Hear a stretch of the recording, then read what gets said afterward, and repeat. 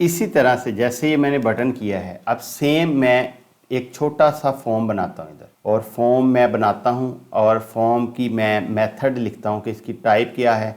मैं कहता हूँ ये गेट टाइप का फॉर्म है।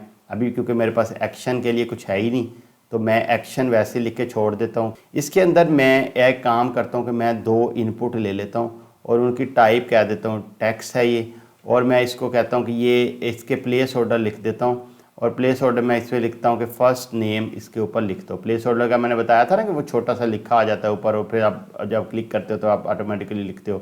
एक इसी तरह से मैं और इनपुट ले लेता हूँ और इनपुट को मैं इसकी टाइप दे देता हूँ, और टाइप को मैं टाइप इसको भी टेक्स्ट दे देता हूँ। जैसे मैंने टेक्स्ट टाइप दी है, इस पर मैं प्लेस होल्डर लिख देता हूँ और मैं इसको लिख देता हूँ लास्ट नेम, और लास्ट नेम मैंने लिख दिया। ये आपके सामने एक चीज़ आपके सामने कंप्लीट आ गई है।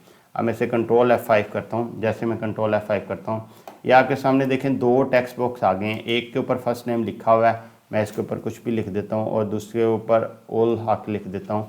तो ये मेरे पास फर्स्ट नेम और लास्ट नेम आ गया। मैं क्लिक कर रहा हूँ, मेरे पास वो सारा 4 है ऑटोमेटिकली। लेकिन अब मैं चाहता हूँ कि जैसे मैं वेबसाइट लोड करूँ ना, तो यहाँ पे ऐसे निशान आ जाए। ये जो फोकस है ना, इस पर आ जाए। फोकस का मतलब ये होता है कि मैं सीधा टाइप करना शुरू करूँगा तो वो मुझे उसी पे लिखने देगा। अभी देखें ना, अभी मिसाल के तौर पे अभी मैंने वेबसाइट खोली है, अभी मैं इस पर फोकस नहीं है, तो अब मैं लिखता हूँ कहीं भी कुछ नहीं लिख रहा, मैं टाइप करूँगा कुछ नहीं, क्योंकि कहीं पे फोकस नहीं आ रहा। लेकिन जैसे मैं क्लिक करता हूँ तो फिर उसके ऊपर फोकस आता है और अब मुझे लिखने देता है। तो मैं चाहता हूँ कि ये ऑटोमेटिकली ही वो फोकस उसके ऊपर आया हो। अच्छा, हम एक और काम करते हैं, क्योंकि जो भी टेक्स्ट होता है उसको एक आईडी देनी पड़ती है। तो हम एक काम करते हैं, हम इसको आईडी देते हैं। आईडी में हम कहते हैं फर्स्ट नेम, और फिर इसी तरह टेक्स्ट को एक नेम देना पड़ता है, वो भी हम इसको देते हैं एफ नेम। ये 2 चीज़ें हमने इसको दे दी है।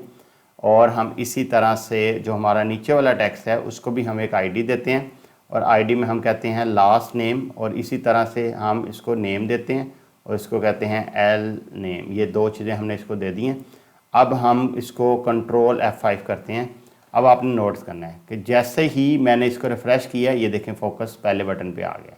फिर मैंने रिफ़्रेश किया, ये फोकस आ गया। अब देखें दोबारा मैं आपको दिखाता हूँ, कंट्रोल F5 किया और ये देखें वैसे ही है, लेकिन जैसे ही मैंने इसको रिफ़्रेश किया, देखें फोकस पहले बटन के ऊपर ऑटोमेटिकली आ गया। तो अब मैं टाइप करूँगा तो सीधा मैं इसके ऊपर लिख पाऊँगा चीज़ को। अब जैसे ही मैंने सबमिट बटन की प्रेस किया, ओके किया, ये चीज़ हमारी चल गई। अब हम एक काम करते हैं कि इधर से फोकस उठा के अब हम दूसरे टैब के ऊपर फोकस लेके जाते हैं, यहाँ पे लेके जाते हैं। अब मैं कंट्रोल F5 करता हूँ, ये आपके सामने चल रहा है। अब मैंने जैसे ही इसके ऊपर क्लिक किया, आप देखें लास्ट नेम के ऊपर फोकस आ गया। इस दफ़ा पहले नेम पे फोकस नहीं आया, लास्ट नेम पे फोकस आया। वो इसलिए कि मैंने जो ऑटो फोकस है वो पहले बटन से उठा के दूसरे पे ले दिया। इसी तरह से अगर आप चाहते हैं कि आपका जो यूज़र है वो सीधा इधर से टाइप करना शुरू करे, तो आप उसके ऊपर जिस पे ऊपर आप टाइप कराना चाहते हैं वहाँ पे फोकस आ जाएगा और वो डब्बा हाईलाइट हो जाएगा, और जैसे ही वो कीबोर्ड पे कुछ प्रेस करेगा तो वो सीधा जाके उसी बॉक्स के ऊपर लिखेगा। ये होता है ऑटो फोकस का फ़ायदा। जैसी आईटी आप सीख रहे हैं ना, ऐसी आईटी कई एडवांस डेवलपर्स को भी नहीं आती।